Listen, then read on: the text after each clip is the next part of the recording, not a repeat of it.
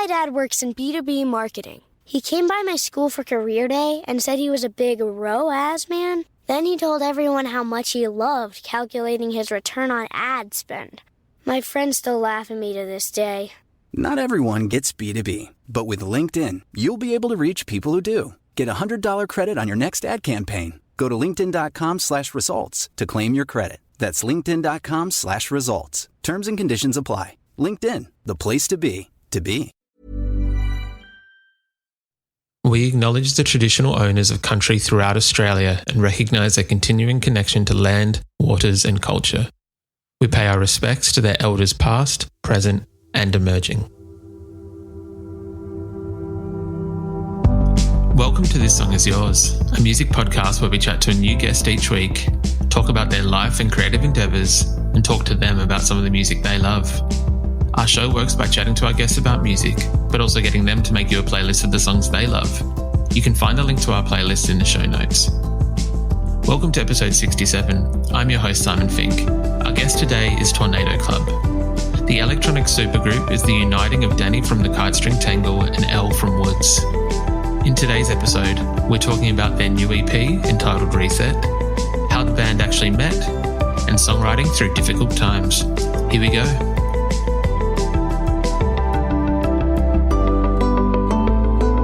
Our guests today are an electronic group that some might call a supergroup. Separately, they might be known as the Kite String Tangle and Woodes respectively, but together, they're Tornado Club. Please welcome to This Song Is Yours, Elle and Danny from Tornado Club. Hello, how are we? Hey, good. Very good. That's good. Now, congratulations on the new EP Reset, which is out today. These songs have been, I guess, it all started back at the late stage of 2019 and it's finally out now. What's it like to, how are you both feeling with these songs being out in the world now? Oh man, it's kind of surreal, isn't it? Yeah, it's a while coming because I guess like we wrote the songs not even knowing that it would be something that we would release. So yeah, it's really exciting for people to be able to hear them. And at the same time, like it feels like we've been sitting on them forever and we've both been really excited, but you know, you're just sort of excited in a bubble for a long time and not really knowing like how it'll be received or like if other people will like it as much as we do and that kind of thing. But I think also because they're quite like sentimental to us, that also doesn't matter to an extent. They're pretty special to us. Yeah, I think from the start we cross-check with each other, like, is it good? Do we like it? And that's sort of, for a long time, that was all we were going off of. Like, we weren't really showing it to anyone else, just sort of, yeah. I feel that there was a lot of people we've spoken to, a lot of artists throughout the pandemic had that kind of, they were like sitting with these projects that they'd worked on and like revisiting every now and again. Was there ever many times where you kind of would go back and listen to it and be like, oh, maybe not, or like, oh, we should add this, or, you know, was there much? Sorry. Yeah, like tinkering. Yes, yeah. Yeah, I think, there was a lot of that, but I think that that's sort of an important part of the process, and having a bit of time to give perspective can be really helpful. And so I think that's what we had an abundance of this time around. But I think it wasn't like counterproductive where you start sort of going around in circles and flogging a dead horse or whatever. But it was just kind of good to be afforded the time to perfect it.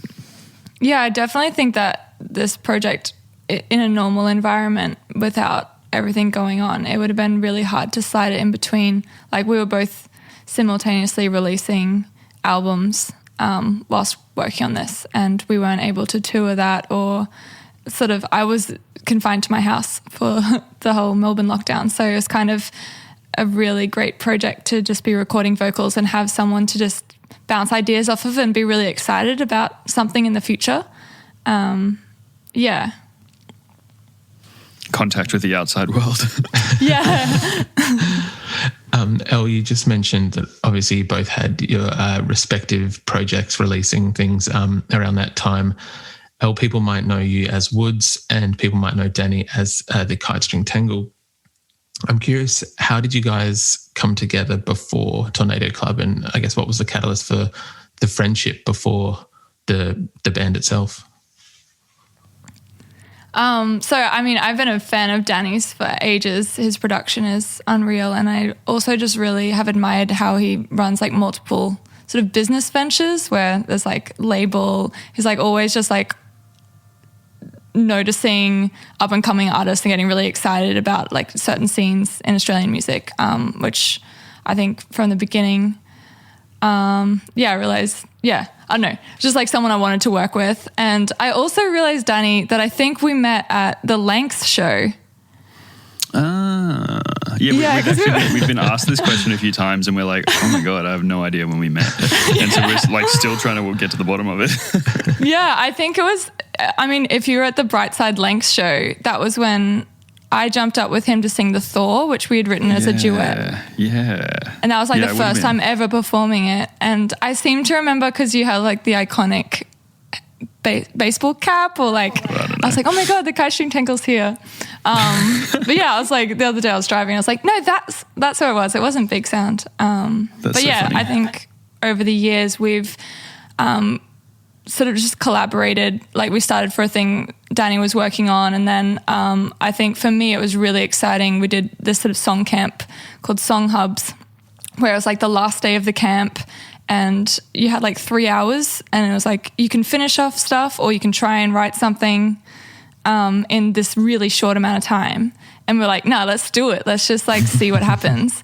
And it's one of my favorite songs that I've ever released as Woodes. It's called Close. And it was literally, I think, realizing that Danny likes Sigur Rós as much as me. And that's like a huge band for me. And everything that sort of he would lay down on my own music, I was just like, that's exactly like the tasteful or like the creative choice that I would want to make. So it's just really exciting. I think that was like the moment where I was like, oh, like we can make music so quickly. We finished a whole song in 3 hours. And since then it's just been like, we've written a lot of music and some of it just didn't fit for either of our respective projects. Yeah, I think we've been sort of aware of each other's projects for ages and being both collaborative like we are, we, enjoy doing sessions with other people and whatnot. And so we've done a bunch of them in the past, but then through doing these, like you realize how many similar influences you have. Like there's, we keep mentioning Sigur Rós, but it is a big influence. But there's very few people that you could like get away with putting a Sigur Rós layer in into a song. So I think the same with like the Sufjani stuff and like real textural beats. It's just Enya. It's good to just be on the same page there, and then it was like it just made sense. I think as we've I feel like as we've written, we've also realized like we both love Fortet and Tourist and a bunch of artists where it's like, I'd like kind of makes sense because like these really beautiful, lush electronic producers and creators. But it's kind of exciting as Tornado Club's growing, as our collaboration's growing. It's like it's even more on top of it. Like I suppose like some like Sigur Rós and Sufjan have like that really nostalgic quality. Like it's sort of what made you love music, what made you want to produce music or pick up a guitar or play the piano. Was like those really emotive initial moments of loving a band. I think it's like also the meeting of electronic and raw organic stuff. Like a lot of people tend to be in the electronic space or in the organic space, like they're in a band or they're a DJ kind of thing. And there's a bit of crossover, but I think we really enjoy that middle part of that Venn diagram. So I think there was a natural sort of point for us to make music. A word that you just used before when describing it, Danny, was textural, which I thought was a really kind of good way to describe it.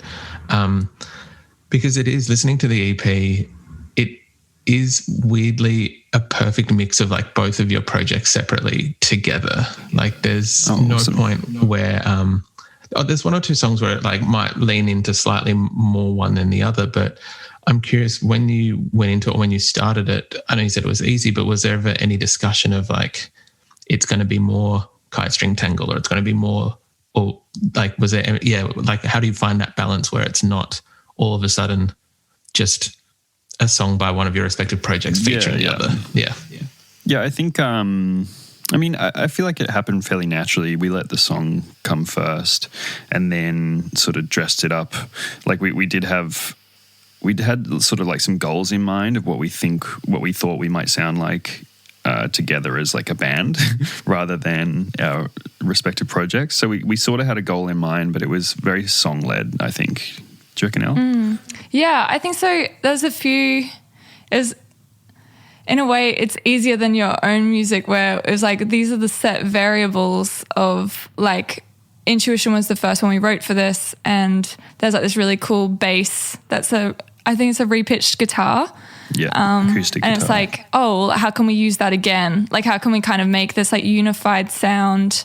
And like part of it was like layering a specific plugin with the piano so that, and then also running the vocals through like specific effects and having like a really like, let's say cohesive, unified sort of sound. And also we're singing together in unison, which was another thing that I think we had talked about where like if we're singing solo on something like Your Love, it was a specific choice. Like we talked about that and we're like, does it make sense to sing it together or like is this the one moment where we're not? So yeah, there's a few like variables I'd say that we really discussed about like what Tornado sounds like. But yeah. I really like the unison vocal thing is really, really cool because, or it's like an important part of the sound, I think, because it feels to me as if like what it's like when you write a song in a room with someone and then you're both sort of singing it through, like you're both singing the main bit. And it's like, for me, for some reason, just has that quality of like that exploration of working out how to finish the song. I don't know. I love it when we like breathe in the same moment and you're like, because I did a lot of choirs growing up, and one of my favorite things about that, like, you know, singing German songs or Latin songs or whatever, but like everyone just like breathes together and all just like has this like beautiful tone, and I miss that. Like there's not many moments, especially as a solo artist, where it's like just... This summer, Instacart presents famous summer flavors coming to your front door. Or pool. Or hotel. Your grocery delivery has arrived, sir. That was faster than room service. No violins in the lobby. Oh, seriously? Anyway, sit back, relax, and get delivery in as fast as 30 minutes. Starring your favorite snacks, drinks, and more. Download Instacart for free delivery on your first 3 orders. Rated H for hungry audiences. Offer valid for a limited time. Minimum $10 per order. Excludes restaurants. Additional terms and fees apply. My dad works in B2B marketing. He came by my school for career day and said he was a big ROAS man. Then he told everyone how much he loved calculating his return on ad spend. My friends still laugh at me to this day.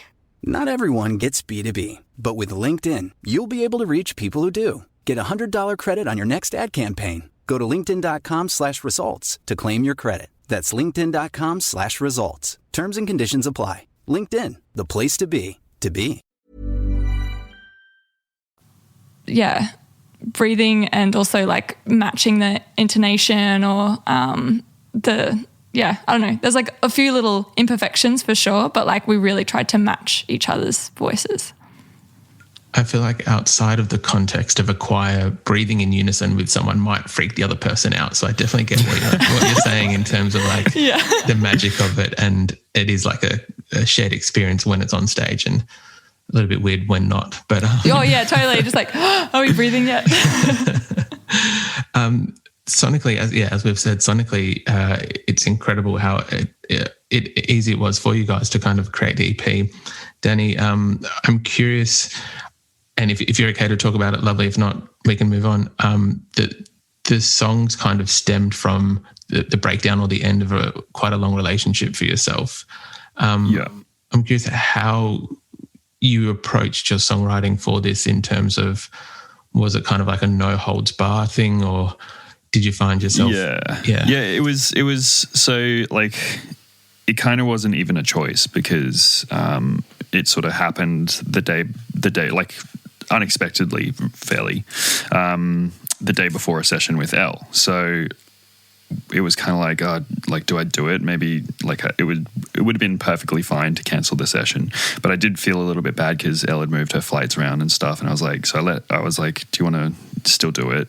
And she was like, totally up to you. And I figured, like, why not? It's probably better to be distracted than not.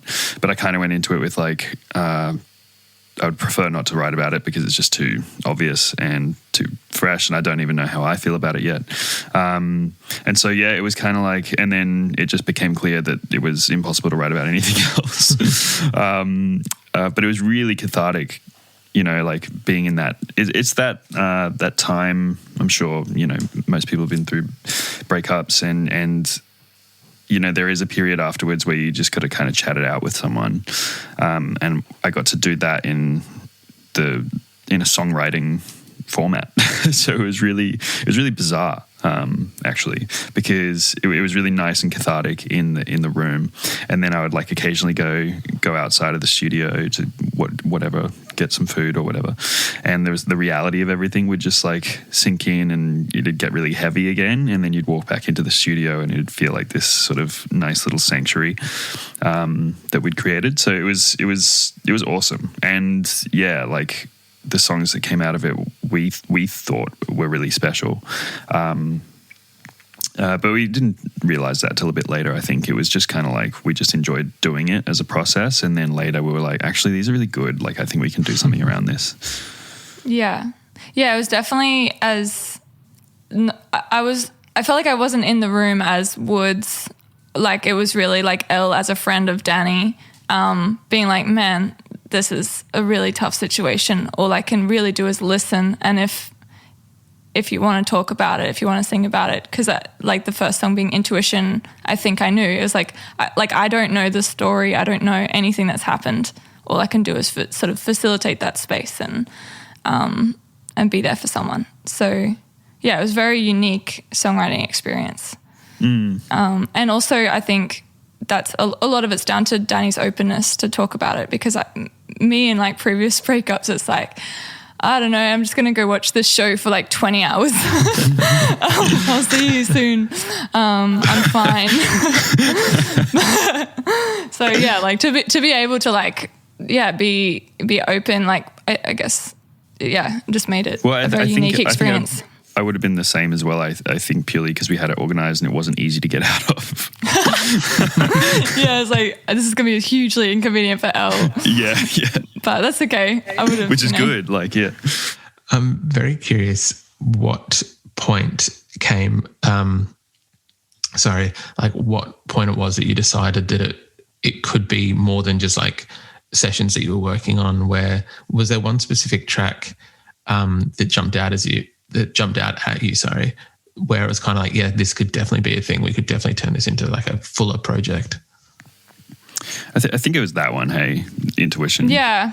Yeah, I'd say that. We talked about having our own project before that was separate to Kite String and Woodes, but we hadn't really gotten further than just a loose idea of like maybe that could happen one day, and so we came into the session not necessarily writing for that, but with that potentially in the back of our minds. And I think that song was the like yes moment where we're like, yeah, cool, let's do it. Yeah, I think also because we were completing in a time when we couldn't tour, and it was really down to like putting out more music more frequently. It was also kind of exciting to think that our three sort of project worlds could simultaneously lock in. Like, we're yet to see how that works. Like, yeah. But like we're personally really excited about the idea of just being like, it's Tornado Club time, and then it alternates back into our other projects, and we make so much music, and sometimes it just doesn't fit into a certain record. Or like with Tornado Club, the song Your Love, it's like it was one that we had already written, and it locked into it. So that was kind of exciting, because you're like, you believe in this song. It didn't fit for Kite String, it didn't fit for Woodes, but it's a really great track. So I don't know, don't know what where I was going. There was the whole EP is incredible, and there's two tracks that I guess really stood out to me. My favorite is No Surprise. I think it's a gorgeous track, and like in what you've talked about before, it does sound like both of your respective side projects, it does sound like some of the influences that you discussed earlier, but it's not hitting you over the head with any of them either. And then the other track that caught me by surprise was the cover of Tattoo. I forgot that was on there for a second. I'm curious, you've done a beautiful job with it. I'm curious what made you pick this song to cover? That one has been something it's literally been like 4 or 5 years I've been wanting to cover that song. I don't know why. I just like, I think when Elle and I both really enjoy covering songs. I don't know why, but it's just something that's really fun. For me personally, it's like the transformation of a song I think is really cool, or the reappropriation of a song, like stripping a song of its parts and then dressing it up in a different way. I find really satisfying when other people do it, and I enjoy doing it myself. And so like often when I cover songs, I'll usually do a song with a female vocal that I can sing, just so that you don't have that immediate comparison to the original. Yeah. And then we'll, production wise, do it in a totally different way. And I think it's just really fun to hear songs that are like, just out of their natural habitat. And so that's a song that I wanted to do that with forever. And I asked Elle, I was like, like knowing that it was going to be a bit of a curveball, but yeah, Elle didn't flinch. I love it. I think what's cool about doing covers as well, especially when you're a new artist, I would implore all like upcoming, emerging, I don't know, people trying to work out what they sound like, or like where they want to be headed. It's like you have this really, I don't know, it's sort of kind of unique where you can just throw what you want to throw at a song with no pressure, because it's already a great song. And if you do that a couple of times, you'll find there's like similarities in the basses you use, or just like the colors that come out of that. So I think we did a few covers while we were doing this process, and that really made us go, oh yeah, like that's a Tornado Club sound. Let's use that in the original works as well. And I think also we were trying to choose covers where it fit in with the themes of the EP. So that was another way of kind of like working out the variables, or like which ones. Because yeah, I love doing covers. It's really fun. Can we ask what the other contenders were, or is it that we might hear them at a later stage? So yeah, there's a couple you'll hear at a later stage. Okay. So yeah, maybe we'll. Very exciting. Very exciting. Yeah. Obviously, at the moment, we are recording this in early July. Just for those listening, most states are still in a bit of a state of lockdown, or in a weird time at the moment. But I know that you guys, I think, have been able to play a small handful of shows as Tornado Club. Is that right? Yes. Well, one. One. Okay, sorry, one. Yeah, just a little sneaky one. Well, one song actually. So we really haven't got to do it extensively. Yeah, I was like, could I just like sit in that moment a little longer? There is hopefully an opportunity, again, touch wood, lockdown pending, that you guys will be taking the band and the EP on the road in September. Are you looking forward to being able to transform these songs, obviously play more than one song now, and showcase these songs? Yeah, definitely. Yeah. I think also because we love playing live, and we didn't get to do that at all for our previous record. So it's like there's this other layer of like, let's make this really amazing, and not take it for granted at all that we get to do this. I also think like these songs, for me particularly, feel very classic songs in terms of the songwriting. There's no like, there's not like a big drop or like whatever. They're songs you can just sit down at a piano and play, and they sound like the song. And I think there's something really powerful about that. And so I'm really excited to like just play songs. Yeah. Just I think it'll be really. I don't know, a bit different for me. But really fun and really like powerful potentially. There is quite a bit of excitement from what I've seen online about the show. So I think that it should be a very exciting time, and obviously very exciting for yourselves as well. Lastly, Elle and Danny, we usually would speak to our guests about what they're currently listening to. I know we previously spoke about influences and things like that. Is there anything at the moment that you're currently listening to or that's getting a strong thrashing on your streaming service or record player? Or I've been revisiting Jungle. Oh, nice. Yeah, it's just so good. They've released a couple of songs this year, and it's made me go back into their back catalogue because it's just so good. Yeah, nice. Yeah, I've been listening. There's a new EP by Australian group Telenova. I think that's really beautiful. I've just loved all of their visuals. I think the lead singer is also a director, like a music director. A film director. So it's just kind of nice to see such a that works so well. A beautiful, yeah. Oh, it's so cool. It's like The Blaze. The Blaze. That's one of them exactly. As a director as well, and their film. We need a third member who's a music. Yeah. We need like a director. Animator director. But yeah, I've really enjoyed that. And Danny introduced me to Fred again, quite a while ago, and now that album is I'm really enjoying it. It's really cool. We've got Telenova on the podcast coming out tomorrow in terms of, so it'll be out by the time this comes out. But I haven't heard of Fred again, so I'll definitely give that a look up today and give it a listen. Yeah. It's really good. Danny and Elle, thank you very much for your time today, and congratulations again on the EP. Thanks so much. Thanks for listening to it. Thank you for having us. Yeah, it's been fun.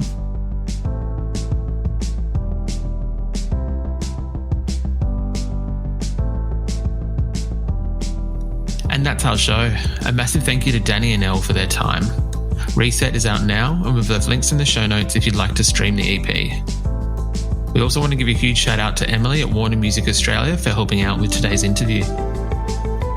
You can find a link to our Spotify playlist in the show notes, where you'll be able to listen to all of our guests' picks.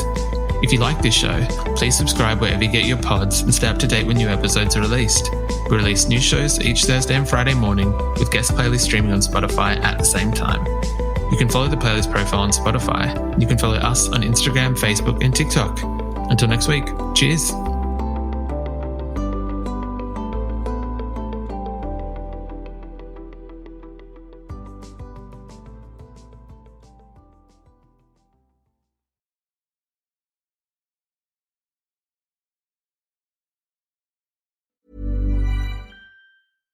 This podcast is brought to you by eHarmony, the dating app to find someone you can be yourself with.